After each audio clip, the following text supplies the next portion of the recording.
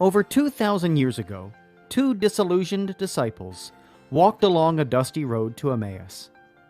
They had just witnessed Jesus, their friend and leader, whom they hoped to be the Messiah, suffer a gruesome death by crucifixion. Doubt, fear, and uncertainty clouded their conversation as they journeyed home, questioning the future. Until something miraculous happened. The risen Jesus appeared and answered their questions. Today, many young Catholics step onto college campuses with numerous questions about their faith, yearning to know if the seed of faith given to them as a child is both true and practical. Using the miracle on the road to Emmaus as a model, young adult ministers conversed weekly for 3 months with college students about the most pressing questions they had about the Catholic faith. As they journeyed together virtually, something amazing happened. Doubts disappeared, fears faded, and Jesus revealed that He is still alive. Hearts Burning Within Us, the latest book from Patchwork Heart Ministry, scheduled to be released in the summer of 2021, is a result of that grace-infused conversation. To pre-order your copy and help spread the word about the book, visit patchworkheart.org.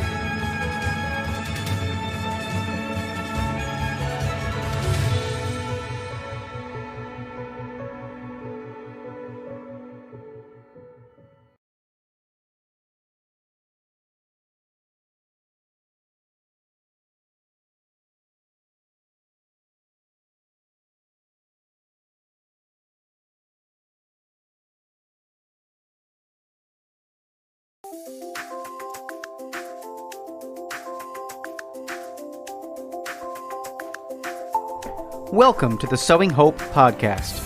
This is a show all about implanting hope in our hearts. I'm Bill Snyder, joined by my friend Ann DeSantis. We're glad you're here for our uplifting conversation about faith and how it sustains our hearts through all the seasons of life. Thanks for walking with us. And good evening, everybody, and welcome to the Sowing Hope podcast. I am Bill Snyder. It is wonderful to be with you this evening, no matter where you're listening from. Thank you so very much for being here and being a part of our ministry to simply sow hope into broken hearts. As always, I'm joined by my friend and co-host Ann DeSantis, and it is a rainy day here in Wisconsin. But Ann, how is it in Philadelphia? How are you doing this evening? I'm doing great, and actually, it's a beautiful day here. You might be jealous, Bill. Yeah, yeah, but you know what they say about Wisconsin? The weather in Philadelphia was Wisconsin today, so you might be getting some rain tomorrow. Anyway, I know we have a wonderful show in store for people and a great guest, so why don't you tell us a little bit about her? Yes, we have an amazing guest this evening. We have Julianne M. Bartlett.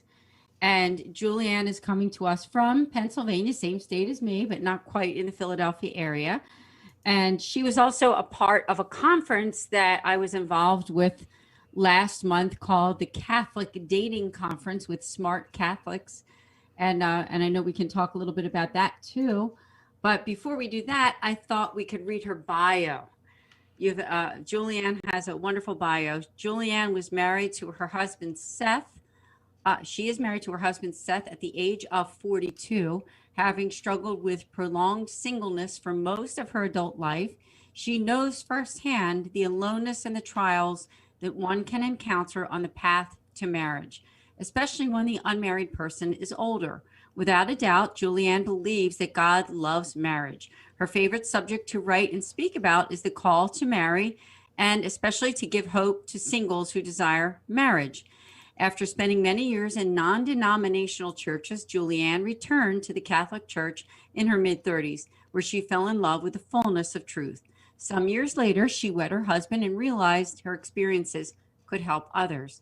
Offering hope backed up with reason, Julianne provides a faithful analysis of the scriptures, catechism of the Catholic Church, and other church writings to support her insistence that single people can get to marriage with God's help. Julianne and her husband, Seth, live in Lancaster County, Pennsylvania, and she can be found at passionofhope.com. Julianne, welcome to Sowing Hope. Thank you, Anne. Thank you for having me. Hi, Bill. Nice to meet you as well. It's an honor to be here. Yeah, no, it's wonderful to have you, and you're going to have a great conversation. So thank you so much for being here. Thank you. Yeah, absolutely. We have so much to talk about. Now, this show is called Sowing Hope, and many times at the very beginning of the show, we talk about the stories of the people that come on the show. So we would love to start out with your own personal journey in faith. Sure. Well, I was actually born and raised in the Catholic Church, and I actually left the Catholic Church when I was about 17 years old. And it's kind of interesting in the sense that I grew up in a church. I like to say it was a very not a very active Catholic church, and I had gone through 8 years of catechism, and then I went to 4 years of Catholic high school. I was in public grammar school and then Catholic high school. I had 4 years of great high school experience, but I never learned anything about the Catholic faith. And so then I went to college and law school, and during my college and law school years, I did not go to church at all. And then when I came back from law school, I was really hungry to know the truth about God, but I didn't think it was found in the Catholic Church because I didn't learn anything during all that years of catechism and CCD, and then in high school. So I ventured into the evangelical non-denominational world, and I spent 10 years there. And that really began my search on this. Like, I learned a lot about the scriptures, and so but I also was growing older and unmarried. And God used this struggle with marriage to actually drive me back to the Catholic Church. So it was very interesting in that the reason I left the Catholic Church, which was to find the truth about God, was what actually drove me back to the Catholic Church, in the sense that I knew there had to be like one thing that God believed about, because in my struggles in the evangelical church, I saw that some churches said God believed this, some churches said God believed that, and being a very logical person, I'm not always, sometimes, but I try to be, is that I knew God could only believe one thing, especially on this singleness issue. And it drove me back to the Catholic Church. And so in my research on the singleness issue, I started looking at the writings of saints and what the Catholic Church had to say, because I was very desperate. I was very desperate to find the truth about what God had to say about singleness and marriage. And in that search about singleness, and delving into the Catholic writings, I started to see the truth about the Catholic Church and the magisterium and the Jerusalem Council and the early church. And then I started to learn about the actual truth. I learned all these things that I never learned as a child. And I as soon as I realized the fullness of truth that was contained in the Catholic Church, I actually contacted a priest, and I immediately got myself back into the church, which was great because I had had all my sacraments as a child. So, Wow, what a story. I mean, yeah, you've told it to me before because you were a guest on the foundation that I represent, the St. Raymond Nonnatus Foundation. And that has yet to be published, but it will be coming out pretty soon, that video podcast that we did. right. And so you have had quite a journey. And then, you met your husband. So God answered that prayer. I mean, you weren't in your 20s or your 30s, right? I mean, you were in your 40s. Yes, my early 40s. Yes. So tell us about that, because that's very interesting how you came back into the church and then you kept praying about, you felt that God did have a mate for you, that he did have someone in mind for you to live your life with. So what happened after that? So I came back into the Catholic Church, and I had a lot of baggage.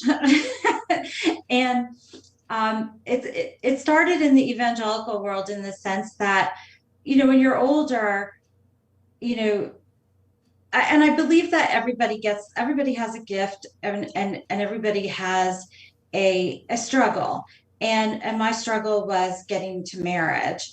And so marriage comes easy for some people, and it didn't for me. And people would, you know, and I honestly believe people don't know what to do with people who it doesn't come easy for. And and people, I see it happening in the Catholic Church too, because it did happen to me when I came back into the Catholic Church. That it started out in the evangelical church. People would, say to me like, well, maybe God has nobody for you and you need to accept that, or God's called you to be single. And that would just absolutely break my heart. Like, I would just go into a tailspin of despair when that would be said to me. And when that initially happened, I didn't know theologically enough about God and how much he loves marriage to be able to counter that. So it was I would go into just like total despair over that. And I would really struggle with that, and I would believe that.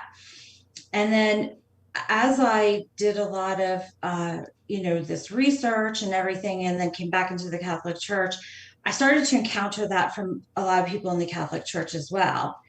And I see, I have people saying that to me in the Catholic Church as well.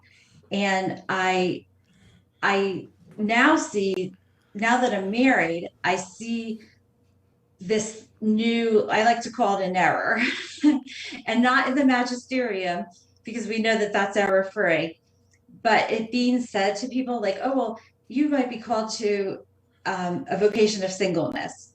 And I don't believe that that is true, that there's not a vocation to singleness apart from forsaking the great good of marriage for the kingdom of heaven. And you're not just called to be single to be single. And I actually never could accept it. Like, I just knew that I was called to marriage. Like, I knew I was not called to a religious life. Like, I had thought about that, but I just knew that I wasn't. I had this burning desire to be married. And so I prayed novenas. I did I prayed to like all these saints. Like, I would actually pray to Sarah in the book of Tobit, who struggled to get a husband. I would pray to her. I prayed to Hannah and to Abraham's wife, Sarah, and Elizabeth, because those were women who struggled to have babies later in life. So I knew they could relate to my struggle. And eventually I prayed, to the Blessed Mother, because to me, she's like the saint above all saints. So I knew that she could do something for me. And it was really that those prayers, I believe, to the Blessed Mother that really came through for me. And I met my husband um, like right after Divine Mercy Sunday. And um, we were, we met, and my husband was married previously. And I had shared that with you when we did the, the video podcast for your foundation, that my husband was married previously. And so we needed to get an annulment. And I wouldn't even um, contemplate getting engaged without an annulment, because I take the marriage laws very seriously that the church has in place. And so we met, we dated, we had an annulment, we got engaged, and we got married all within 11 months to the date that we had met. So it's really, truly a miracle that God had performed for me. Mm. Yeah, that's a beautiful story, and I really am impressed by, number one, your faithfulness to the church, and how beautiful that is, and also I'm intrigued because I think we hear an awful lot about singleness is a vocation, and you give a great point in that forsaking marriage for the building up of the kingdom of God, and certainly priests, religious, and there's even perpetual virgins who make a vow to sacrifice this great gift of marriage for the kingdom of heaven, so that they can remain free from marriage, so that they can serve everybody in the church.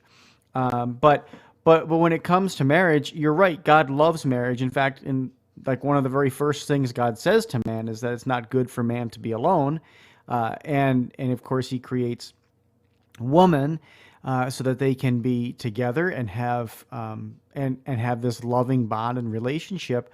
So I would love for you just to maybe expound on that and talk a little bit more about, how you discovered that singleness, just being perpetually single to be single and not have any direction, whether, an interior prayer life about, okay, does God want me to forsake this great gift of marriage for the kingdom, or does He want me to get married? And so maybe you can talk to us a little bit about the discernment process of how you went through that, or how you would like other people to maybe approach that too. I think you have some really great insights, especially getting married a little bit later in life. So that would be wonderful. Sure.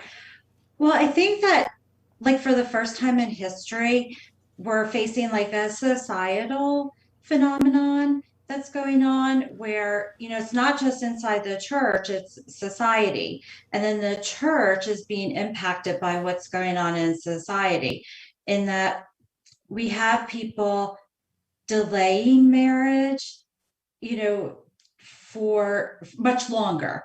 And so, like, there's some scriptures that talk about, like, that it's there's like at least three of them that talk about like the wife of your youth, or this, and the spouse of your youth. And I think God created us to marry at a much younger age than what we're seeing going on. And I think our biological nature speaks to that. Like, and because I think we have, one, birth control has become so accepted, and then we have a sex drive, and it's meant to drive us to marriage, and that God has ordained the sacrament of marriage as the only acceptable relationship for the marital embrace. Society has deemed that to be like, you can have sex whenever and with whoever, and there's no shame anymore in having sex outside of marriage. So you can keep delaying marriage as long as you want, and not responding to what your body is saying. And so, and then people have deemed marriage not necessary. So they'll have, living together, having children outside of marriage, and not deeming the marriage union necessary for children. And I kind of fell into that in the sense of that, I went to college, I went to law school, and that those things were good in the sense that I have skills, and I think people, women should still do that. But then there's this thing that happens after you get your education that it's like, well, we can't get married now because we still have to become financially capable of getting married. And I think that becomes more important to people than getting married. And that's not good either. And then it becomes harder and harder to get married. And I'm not really sure how to fix that, but I think at some point people have to recognize that getting married is more important than being financially secure, because the financial security comes when you're married. That will come with marriage. And we have to value marriage more than we value making a lot of money and becoming financially secure, because that God will honor us and take care of us if we honor his precepts and honor him by doing things his way. And so I think because we have this phenomenon going on, the church, and when I say the church, I mean like little c, not big C with the magisterium. People don't know what to do with all of these singles who then get stuck in what I have termed prolonged singleness, because it's prolonged. Like God created us in a primordial state of marriage. Like he could have created Adam and Eve any way that he wanted to, but he created them in this primordial state of marriage. And so that is how we're really supposed to be functioning, and how we mirror God's image completely to the world around us. And so that desire for marriage, if we're living in the right way, it never goes away. Like that desire, like I've had women who have read my website write me, and some of them are in their 50s and 60s who have never married, and they're like heartbroken because that desire for marriage has never gone away. And people would say to me, like, well, you have a law degree, you have a career, you don't need marriage. Like they're two completely separate needs. Like when God created Adam, it says that he put him in the garden to work it and to keep it. And that work was like a completely separate need. Then God said, it's not good for man to be alone. And then he created Eve for him. So work and marriage are two separate needs. And they were before the fall. Like they were absolutely before Adam and Eve sinned. And then there was the need for the cross. So God created us with what I like to call pre-fall needs. He made us needy. Yeah. That's a great point. That's a great point. And I don't think we often think of that when we think of needs, okay, but Adam did have a need. I remember listening to another evangelist talking about, how Adam looked through all of the creatures God had created, and he couldn't find one like himself. Right. Right. And he said, when God brought Eve to him, he said, at last, this one is like bone of my bone, flesh of my flesh. So I kind of, when I look at that scripture, he's like, at last, like, so he was like, wow, like at last, this one is, for me, like in a way he was kind of looking, I think, like, like he was meant to, be, he was looking for something to match him, and when I look at these, prior to sin, because they lived in this like innocence, God talks about these, when I go back to my pre-fall need theory, God says, he put the food there for them. So he made us needy with food, and he gave us work, and he gave us marriage. So I view marriage as a need, and I don't think that has ever gone away, and nothing can replace that in us. And I think when we don't have it, like when we look at priests, like when priests get married, we never say that a priest has forsaken the great good of singleness. We always think that they've forsaken the great good of marriage. Right. Yeah, that makes a lot of sense. Thanks for all that you said. I mean, I think your ministry is amazing. For our listeners and for clarification, I thought it would be a good idea if you could tell us at the heart of your ministry, what is now, I know that your goal is not your own goal, but it's God's goal. I know that you're not going according to just what you feel like doing, right? I mean, this is what you feel God has instilled on you. So if you could have any outcome to your ministry over many, many years of doing this, what exactly would that be? Is your main goal to educate people that, and I'm going to say this bluntly, that singleness is not a vocation? I mean, is that pretty much what your bottom line is, what you're trying to instill so that it's more known, so that people don't say that, they have a choice as to whether they want to get married or not, that it's either you're going to be religious, you're going to become a priest, a nun, or you're going to get married? Because really and truly, that whole singleness is not really a choice. It's not something that you decide, hey, I want to be single for the rest of my life. It's not a vocation, right? I mean, I just want to make it clear that that's what your goal is what. And then I do want to ask some questions about that. Sure. I think there's, three purposes to my ministry. One is what you just said, is to counteract that error that has entered in to the church, that singleness in and of itself, outside of, in Matthew 19, Jesus actually speaks to the three acceptable forms of singleness. He says that, there's three reasons a person doesn't marry. They're either born not capable of marriage, they're born because other people make them unable to marry, or they forsake marriage for the kingdom of heaven.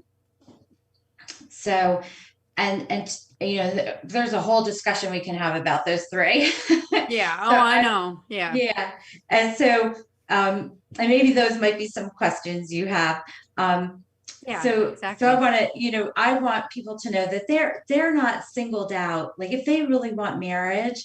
So, and that kind of, tails off into my second thing. Like I was very fortunate in that I had two women that I have become friends with, that married later in life.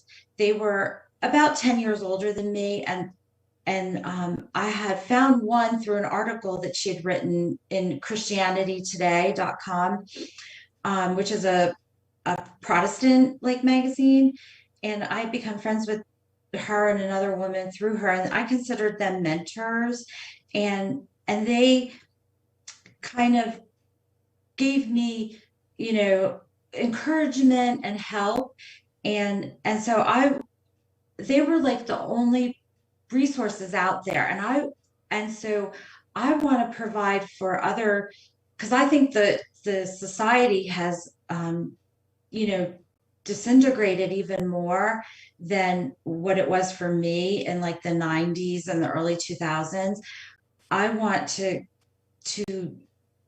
help women, and even if men are out there that want to read my stuff, to help them, because we need to preserve the doctrine that's out there for people, and that if I can give what was given to me and a little bit more, then they have that. And the third reason too is that Sister Lucia of Fatima had said that the last battle between Satan and God was going to be over marriage and the family. And And I believe part of that battle is the battle to get married. I believe that it is getting harder and harder for people to get married. And we're seeing that with this phenomenon of prolonged singleness. Like it, one of the statistics I've recently read is that at least 50% right now of people are single. And we even talked on the podcast, the video podcast we did for you, is that there's like a secondary prolonged singleness of people who have were married and got divorced. My husband himself had been single for over 10 years. And maybe even people who have, were married and maybe have become a widow or a widower. And so God didn't intend for us to live that way. And so I think by, part of that battle is because of the way the culture has become. And then I think if people can get married, one, it brings some happiness to them and they're not alone, which God didn't intend for them to be alone. And number two, it mirrors God's image to people on earth, because that's part of how, in Genesis, it says, let us make them in our image, male and female. And that's where we get the first clue that God is part of a Trinity. And we want to show God's image to everybody on earth. Yeah, beautifully stated. And, I want to say one thing I really appreciate about you and your ministry is that you have thought this out so well. And I know you've done a lot of research and a lot of prayer and talked to a lot of people. So your conclusions are not just random. I know that what you've come up with here is based on church teaching, and it's based on the truth. I do have a question though, because I know that there's somebody listening. I was even talking at the dinner table tonight with my husband and my daughter. My daughter's in her early 20s, and she does have her degree in theology. And even she didn't know, I will say this, okay? She got her bachelor's in theology. Even she didn't know that being single wasn't a vocation. Okay. And so my question is, if there's somebody listening and thinking, there are people out there. Now, I'm not saying I've been one of them. I was one of those people that when I was like a teenager, I wanted to get married, to a point where my husband was like, I'm going to get married when I'm 30. And so if he's listening, he's probably laughing along with me, but he did not have that desire as much as I did to get married right away. It was nothing against me. I mean, he was one of those guys that, enjoyed his friends and wasn't quite ready to settle down. So he kind of, instead of getting married at 30, got married at 26, but, and I was 24 and I'm 56 now. So we have been married for many, many years. But bottom line, what I want to say is that for those people who don't understand, there's people today that, quite honestly, now this is a flaw too. You're right, because there's not the desire, but there are people who literally say, well, I don't ever want to get married. And like I said, I mean, I love my husband. He's my husband. I mean, right. He's my life partner, but even he didn't want to get married right away. And we were celebrating our faith. I mean, he just didn't have that desire that I had, as much to get married right away. I mean, he was a young guy and he didn't feel he had the resources to settle down right away. So for those people out there that don't feel that sense of like that they feel this pull about wanting to get married, what do? What do those people do? Or are they still being called to marriage even if they don't feel it? And those are really good questions. I think there's a couple things mixed in there, and first of all, in today's day and age, things are so much more expensive, and I get it. Kids are getting, I say kids because I'm in my early 50s as well. So right. I'm in my late now, but they get out with tremendous student loan debt, tremendous. Like I know that their student loan debts from college are comparable to what mine were from law school. And I graduated in 1993. So from law school. So, but I also believe that, um, so when I married my husband 10 years ago, I was still paying on my law school loans, still.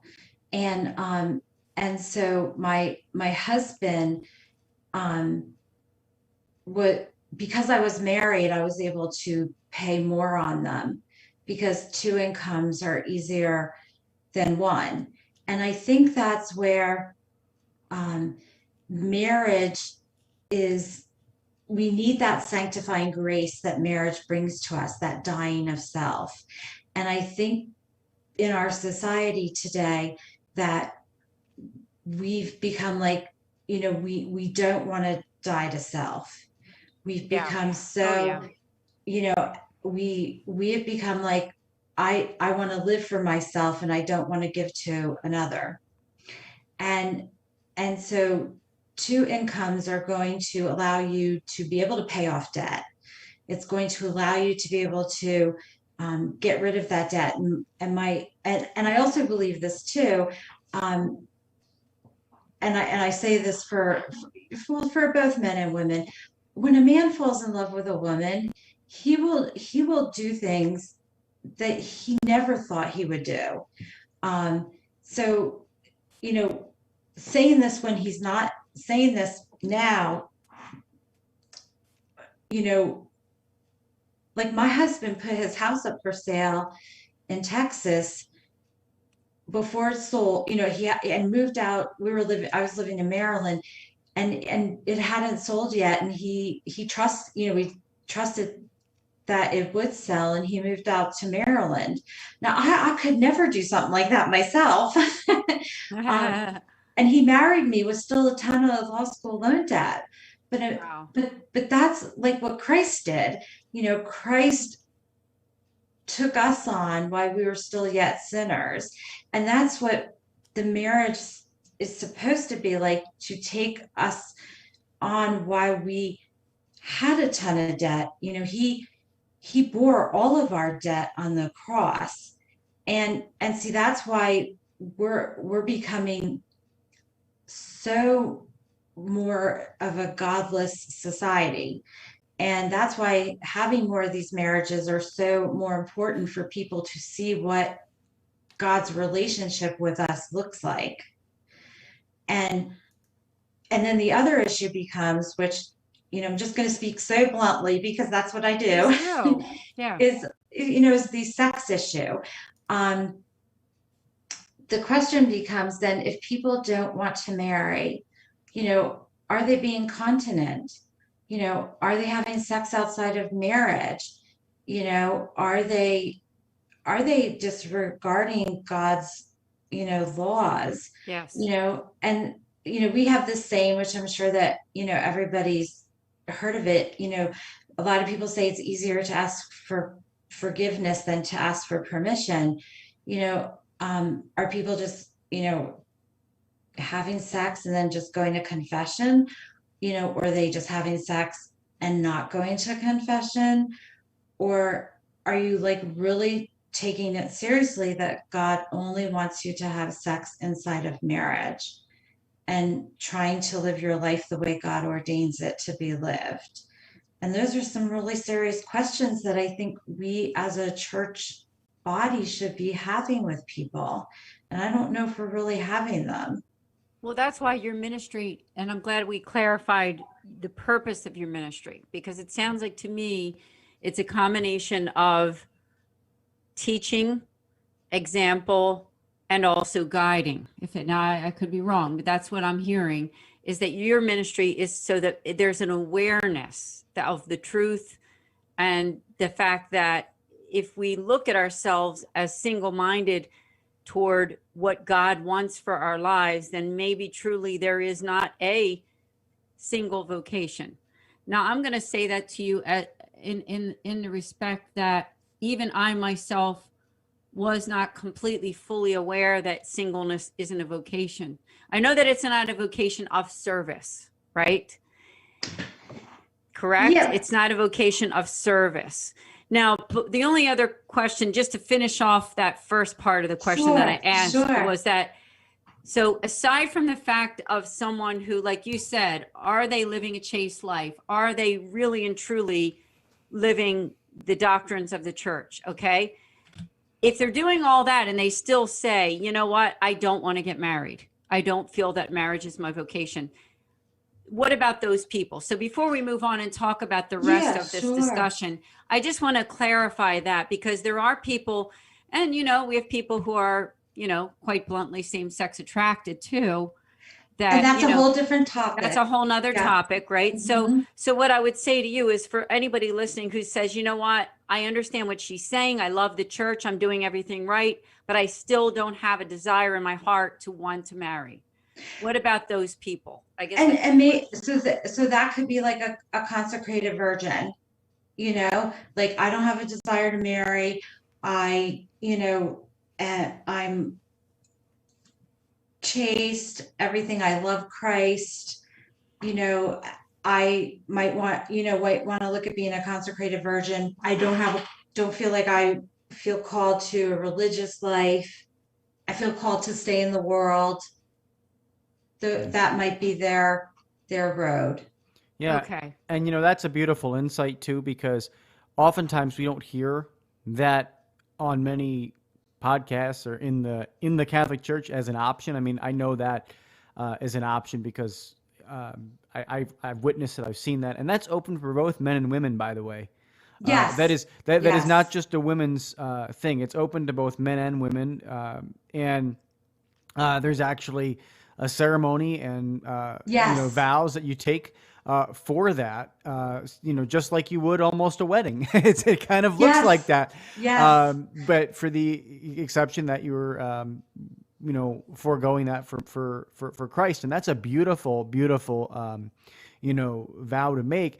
But I like that because there's also a level of commitment, right? There's and that issue, I think, is one that you can probably speak a little bit about, because I think we are, as human beings, meant for a commitment to a vocation of some kind, and it's not just leave it open to be single. No, if you're going to be a perpetual virgin, then make that statement. If you're going to be married, then make that statement, and make that witness to Christ, and you're making it to Christ and the church. You're not just making it to your spouse. I think that often gets watered down too, because of the way marriage is now turned into a social contract. You can go to the courthouse and get married, and you haven't, civilly married, and you haven't made that commitment to Christ and to God. And so maybe you want to just talk a little bit about that commitment to God as part of marriage. Okay, sure. But as going into that, in the Catechism of the Catholic Church in section 1603, it states that God himself is the author of marriage, and that the vocation to marriage is written in the very nature of man and woman as they come from the hand of the Creator. And so when I read that, I realized that goes back to what happened in the garden, that God wrote marriage into the very nature of our creation, like when he created us, and that he created us in this primordial state of marriage. And then, we know what happened. Sin entered in, original sin, and nothing, I don't believe anything was exempt from the fallout of that.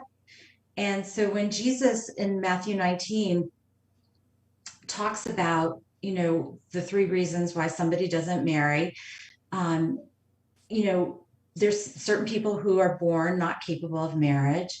And then there's people who are made not capable of marriage. And then there's the people who forsake it for the kingdom of heaven, which could be a consecrated single person, priestly life, the religious life. And I even put in there, maybe there might be a single person who um, doesn't take any of those, but maybe like um, does like goes into some type of mission, who really feels like they can't, do it, or participates in an exorcism ministry and feels it's just too dangerous. I'm just kind of coming up with some examples. Sure. But the things that because it's written in our very nature, like we forsake that greater good when we do it for the kingdom. And I'm going to piggyback right around to your question, Bill. But I saw for myself, and this is where I want to give hope to people who are stuck in the prolonged singleness issue, is that I had become somebody who was not capable of marriage as a result of other people. But I was still called to it because I was called by God from it because it was written into the nature of me. And I think people have different reasons that they might get stuck because of sin, because we live in a fallen world. And it could be because of wounds from other relationships. It could be because of abuse from when you're a child. And it could be because of society. Like society as a group can make you not capable of marriage. But the good news is, and that's what I want to preach, or share with people. The good news is because of Christ and the Holy Spirit, he can heal us from those wounds and he can help us still get to marriage. And that's what he did for me. Like he helped me overcome the obstacles and the impediments that I had to attract and sustain a relationship that could get to marriage. And he can still do, like God, like in one of the scriptures, it says that the governments or the nations, depending what translation you look at, are a drop in the bucket to God. So I always analogize that over that society is a drop in the bucket to God. He can help you find a spouse and he can do that for you, but you have to cooperate with him to like work on your issues, your wounds, change your behaviors to help your part in it as well. And the part that you brought up, Bill, like we have a commitment with God and we need marriage. Like marriage, like you said, is a need, or I said marriage is a need, but it's a need because we don't want to be alone, but we also need that commitment with the vocation because it's also a sanctifying grace. Like we've all heard it say that our spouses help us get to heaven. Because like St. John Paul II talked about the school of love. Nothing sanctifies you more than marriage. And for people who forsake it for the kingdom, that's their school of love. Like that's their measure or mechanism of sanctification. So if you like just want to be single, like not that God can't bring other sanctification measures into your life because he can, but you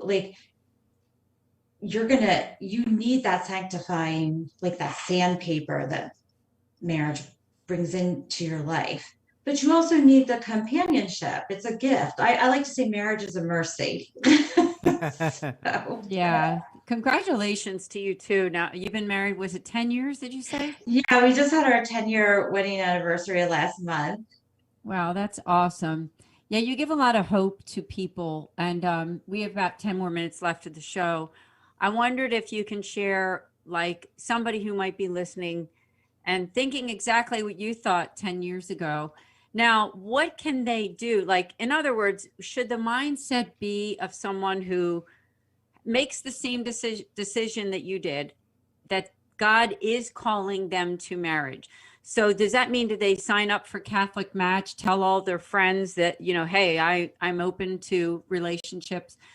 What do they do? Do they leave themselves open that way? Or do they just kind of wait for, quote, God to show someone, in other words, do they be proactive or just like reactive about this whole thing?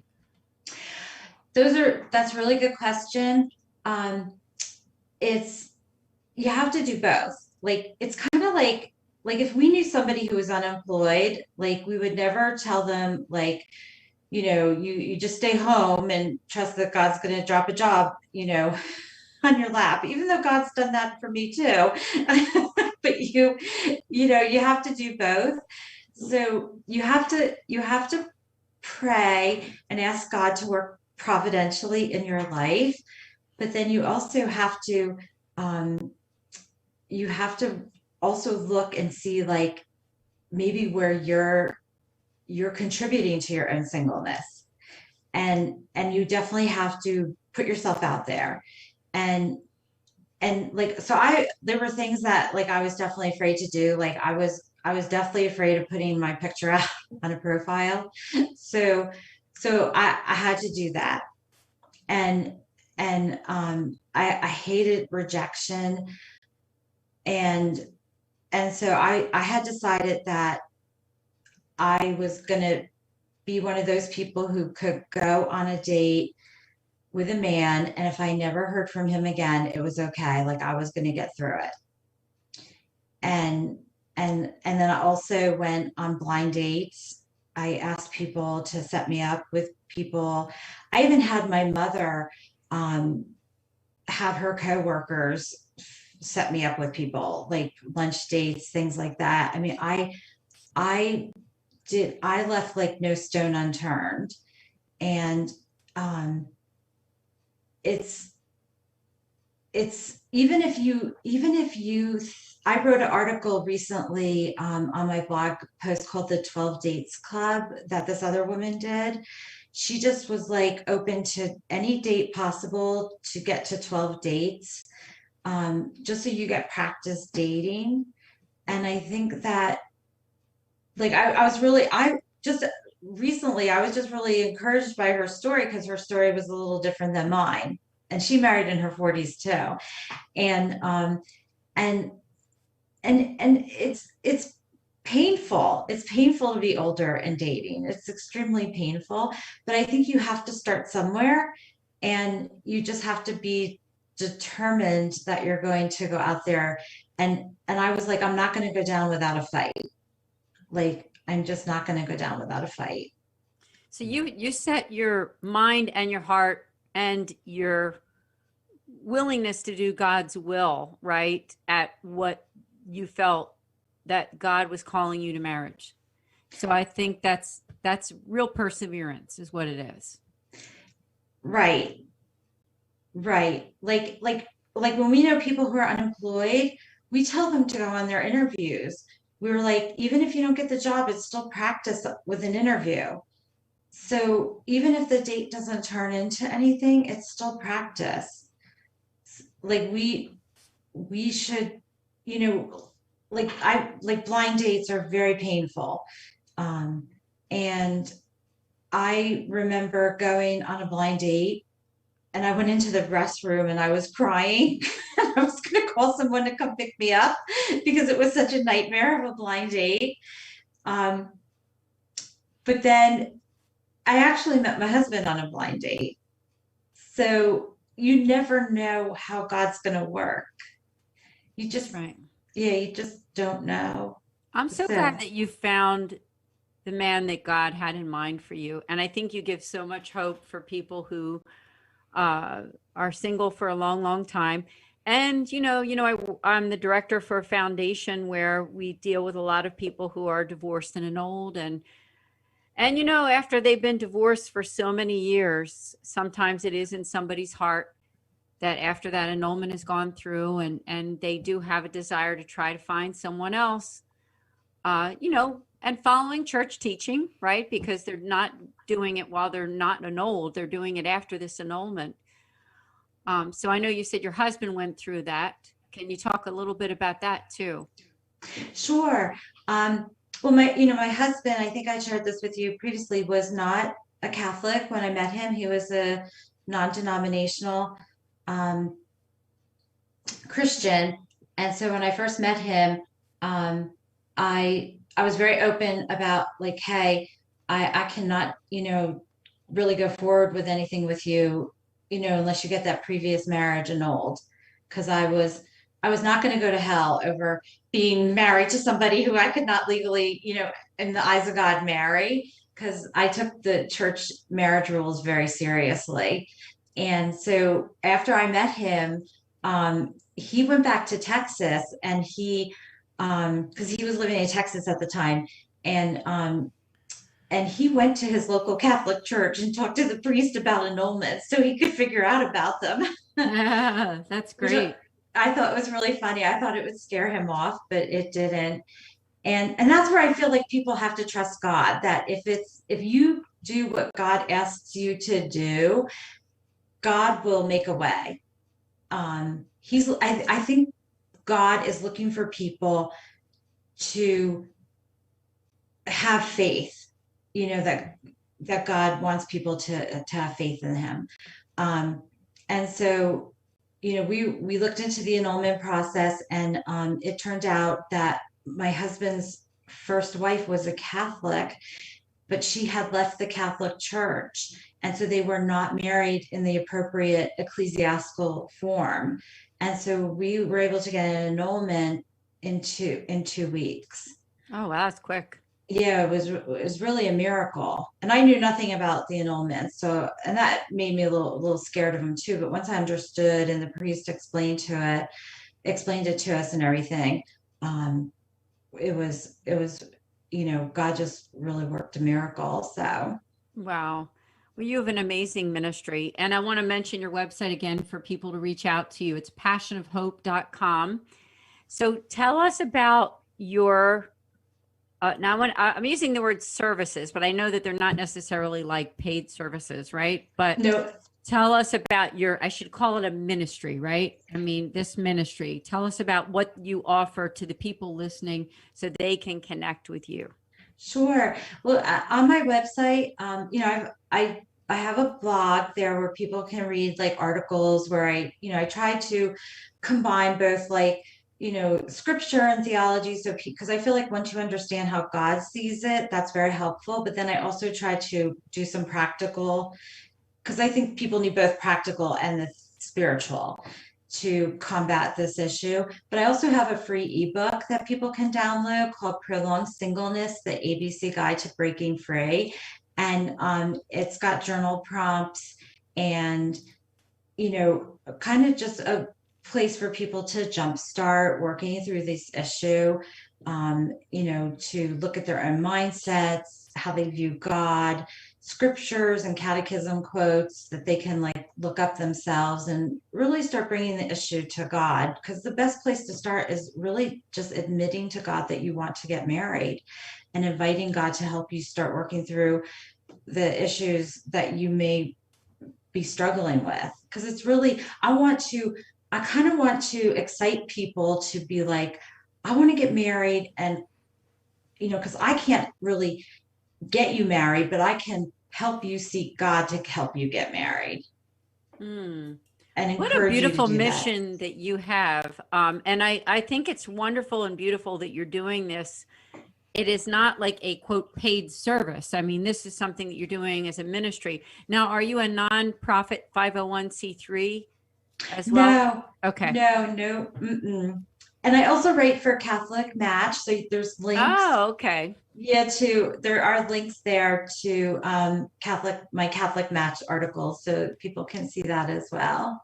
Yeah, that's so good. That's so good. Any final words before we end? First, I want to thank you so much for being a guest, because I think your work is really fascinating. And I think that your ministry is unique. And I think that, especially, I think that young people need to hear this message too. I don't think it's just for the older people who can't find a spouse or feel called to marriage, but didn't find that person yet. Younger people need to hear this message too. Yeah, the younger they marry, they won't end up like I did. So so it's, and I just want to thank you for having me on. Like, this was really an honor to be on your podcast. So thank you both for having me as a guest. And I just want to encourage people to, believe that God wants them to be married, and to, that it's, marriage is a gift. Thank you so much. God bless you. Yeah, thank Thank you. so You much. too. Yeah, folks, thank you so much for listening as well. And know that we will have all of the links and whatnot right in our show notes. But until next time, from all of us here at Patchwork Heart Ministry, I'm Bill Snyder. Keep beating to your Catholic hearts and sowing hope into broken hearts.